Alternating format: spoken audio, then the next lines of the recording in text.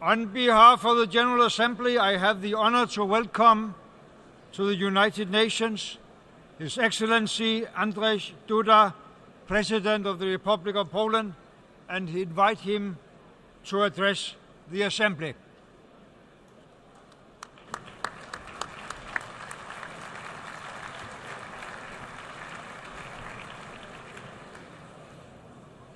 Szanowny Panie Sekretarzu Generalny, Distinguished Mr. Secretary General, Szanowny Panie Przewodniczący, Distinguished Mr. President, Excellencies, dostojni delegaci, Szanowni Państwo, Honorable Delegates, ladies and gentlemen, gratuluję I przewodniczącemu congratulate the President of the 70th session of the UN General Assembly, Mr. Mogens Lykketoft, on his election to this honorable office. Zapewniam Pana I wish to assure you, Mr. President, about Poland's full support to your actions.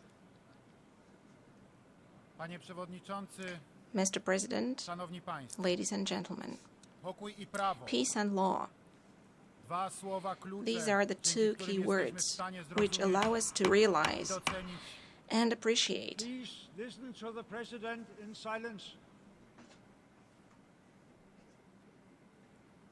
dzięki którym jesteśmy w stanie zrozumieć These are i the docenić two rolę key Narodów words which allow us Zjednoczonych to w understand and ostatnich appreciate the 70 latach importance of the historii United świata. Nations in the last 70 years Pokój of the i world's prawo. history.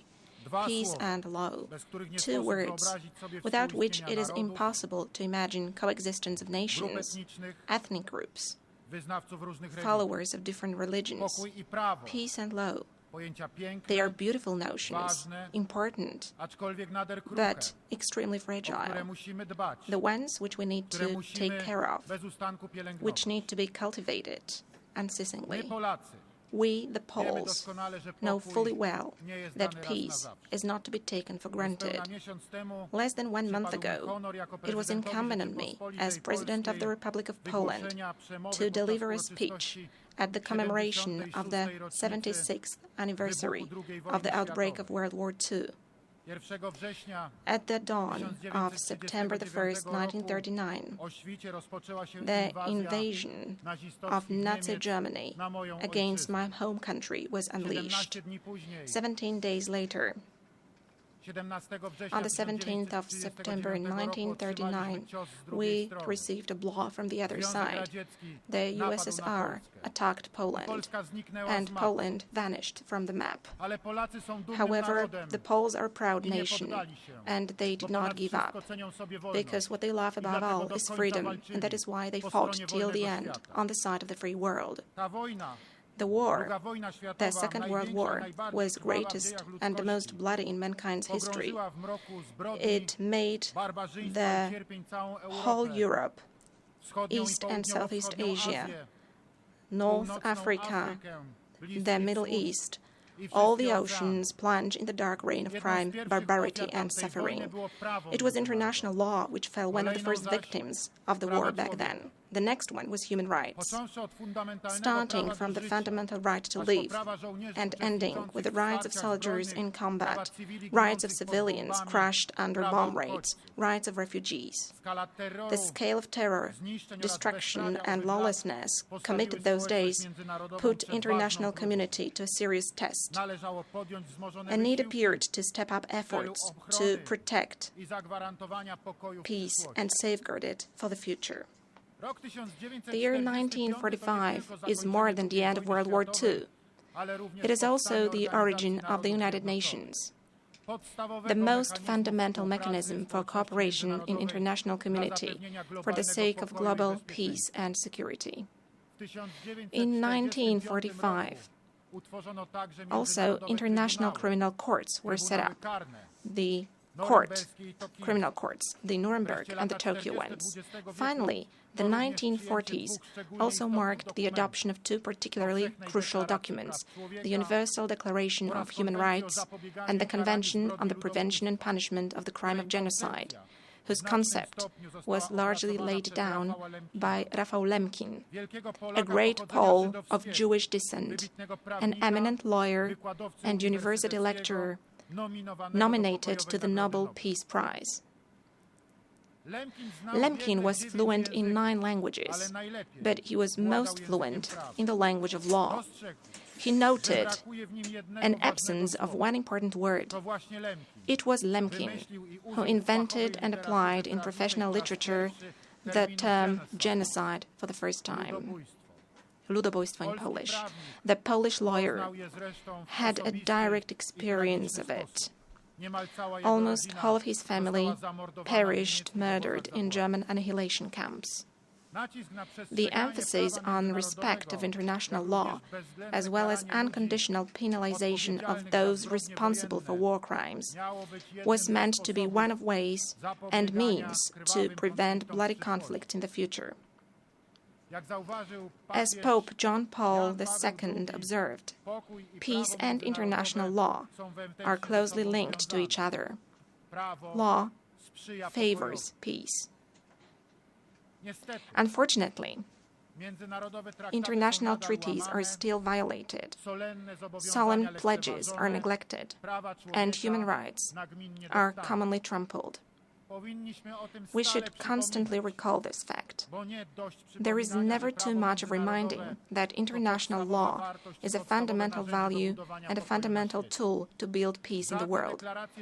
That no declarations made by leaders of states, no promises, no entreaties will replace treaties, conventions, and resolutions. No negotiations behind closed doors may ever lead to violation of the former, to the trampling of them. All states should be afforded equal enjoyment of rights vested in them, and any actions undermining these rules should be firmly rejected by international community and the global community. Poland, so gravely affected by World War II and by over 40 years long time of oppression from the communist regime, is particularly sensitive to the use of force in relations between states, to the use of armed aggression, to violation of human rights. Poland feels it is incumbent on her to remind that such methods are not only immoral, not only incompatible with a broadly understood humanism, but above all, they are in contradiction with international law. That is why I would like to reiterate with all my might, in a situation when a state perpetrates an aggression, leading its international policy of accomplished facts, employing tanks, missiles, and bombs, the international community has an obligation to reject the facts accomplished through such an action. In this connection, it is crucially important to continue the work on streamlining the effectiveness of the United Nations Security Council, the body responsible for protection of international peace. It must be constantly recalled that the privilege of permanent membership is connected with a duty to take active measures to implement UN fundamental goals, as mentioned in Article 1 of the Charter. In recent years, the right to veto led on many occasions to a total stalemate of the Council works on the most important security issues precisely. This is why Poland supports the French proposal to adopt a code of procedure for refraining from a veto in the event when we are confronted with gravest crimes in the sense of international law, including the crime of genocide. Ladies and gentlemen, let us have a look at the world today, which is so much trouble-ridden. How many millions of people suffer from war, destitution, famine, or religious persecutions? Can we afford to circumvent the principles enshrined in the UN Charter? Should we be turning a blind eye to the breach of commitments once made, on actions taken from the position of power and of accomplished facts? Should we wave aside legal manipulations and propaganda activities which seek to justify unworthy actions and illegal ones? The answer is no, and this has to be an answer of every decent and honest human person and politician. The President of the Republic of Poland, Professor Lech Kaczyński, while addressing this forum in this hall back in 2009, pointed out that violation of territorial integrity of states always gives rise to conflicts on a global scale. Today, I would also like, in my capacity as President of Poland, to express, on behalf of my country, the opposition to the world built on the division of zones of influence and aggression perpetrated by those who, driven by their interests and ambitions, ignore provisions of international law, thus thwarting the joint 70 years endeavor of the United Nations. In our part of Europe, we know too well the costs which are to be incurred as a result of such a policy, especially in the absence of decisive and joint reaction of other states in the early stage of an aggression. Distinguished delegates, contempt of international law may turn out to be the germs of war, and once a war has broken out on the territories engulfed by conflicts, usually there is no rule of law. We can see that in many parts of the world, where the institutions of the state have been either excessively strained or replaced by private armies, terrorist militias, and self-proclaimed courts. This comes as yet another challenge to the world and to the United Nations alike. More and more frequently, conflicts arise, in which one can hardly define the litigant parties, in which combat is carried out not by states, but rather by indeterminate armed groups, where it is difficult to make out a soldier from a civilian. How to adjust the present-day regulations to the new circumstances, which, in the eyes of many politicians and even specialists in international law, are still not fully researched and comprehensible. Unfortunately, one thing continues unaltered for centuries. In various quarters of the world, and on the occasion of various conflicts, freedom of conscience and religion are subject to systematic restraint. Members of religious minorities, especially Christians, are exposed to persecution. In the Middle East, the incidence of acts of violence targeting members of Christian churches is growing at an alarming pace. Let us not forget about the plight of the Yazidis community, the people murdered and evicted from their native soil. Poland appeals to the international community to take decisive steps to protect the rights of religious minorities. Military conflicts in the Middle East take the toll of thousands of innocent lives, violating social and economic stability of the region. The militants of the so-called Islamic State pillage museums, defile Christian and Shia shrines, blowing up the remains of ancient metropolis. At the end of August, we were informed about the destruction of the temple Baal Shamin, almost 200 years old. UNESCO Director General Irina Bokova stated that the devastation of the temple constitutes no less than a war crime. In the face of those beastly acts, international community should take more decisive steps in order to stem the practice of destroying and looting the world heritage.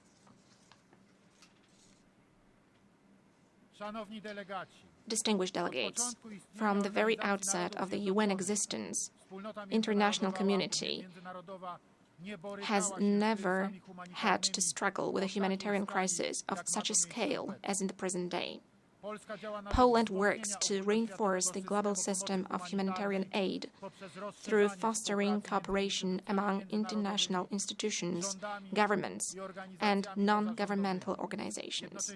At the same time, one should place a more intense emphasis on the relationship between humanitarian aid and development aid. At this point, I would like to mention with great satisfaction the outputs of Polish humanitarian organizations which lend active support to those in need. They build schools and community centers. They drill wells, provide clothes and blankets. They assist victims of various conflicts. They respond to the aftermath of natural disasters. At this occasion, I would like to express my most sincere gratitude to all the kind-hearted people, to people of conscience who are providing assistance to others, sometimes risking their own lives. Respect of human rights is a key premise for the maintenance of peace and justice in lives of states and nations. For Poland, of particular importance is the defense of freedom of conscience, worship, and speech. And freedom of speech entails the duty to tell the truth. Nothing is more poisonous to the relations among nations and states than manipulating truth, than lies or degrading stereotypes. That is why truth, also the truth about history, is such a crucial component of relations among states and nations. At this point, I would like to highlight the fate of those for whom standing up for truth and for freedom of speech is often punished with imprisonment and even death at the hands of their oppressors. People who are courageous and uncompromising, dissidents, journalists, bloggers, who bring to the daylight crimes of totalitarian regimes, atrocities perpetrated by terrorists in various corners of the world, brutality of law enforcement bodies. We cannot forget their dedication. An international community should offer them an appropriate protection, also in the legal context. And here comes one more social group, which we cannot left out when speaking about human rights, about the aftermath of war and mass migrations. Whom I have in mind is women, mothers, wives and daughters, in Asia, Africa, the Middle East, in Ukraine. They require our particular solicitude, since they suffer twice as much. First, when they lose their sense of security, knowing that warfare is raging around, and then when they lose their husbands, fathers, brothers, sons, and sometimes cannot even bury them. The tears of a woman distressed with a war is the greatest charge against humanity in the 21st century. Distinguished delegates, the defense of democracy, sustainable economic growth, leveling of social inequalities, broader access to education, long-term mitigation of impacts of climate change, all of the above measures contribute to the preservation of peace worldwide.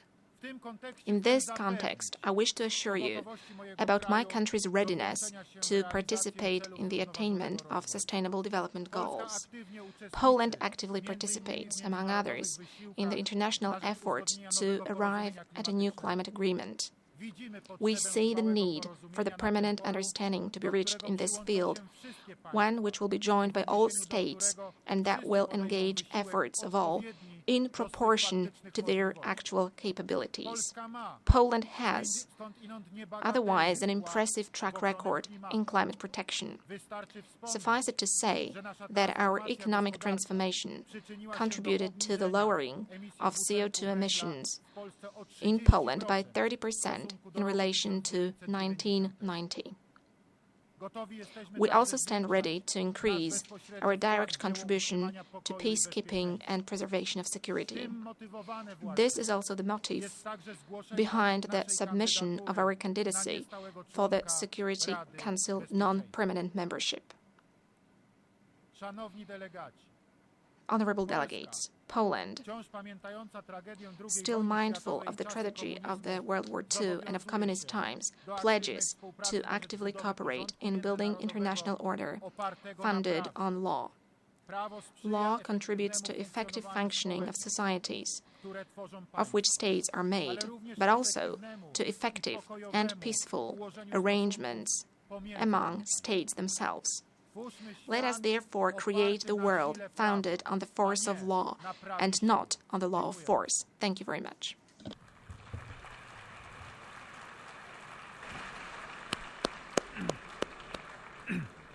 On behalf of the General Assembly, I wish to thank the President of the Republic of Poland for his statement just made. May I request representatives to remain seated while we greet the President.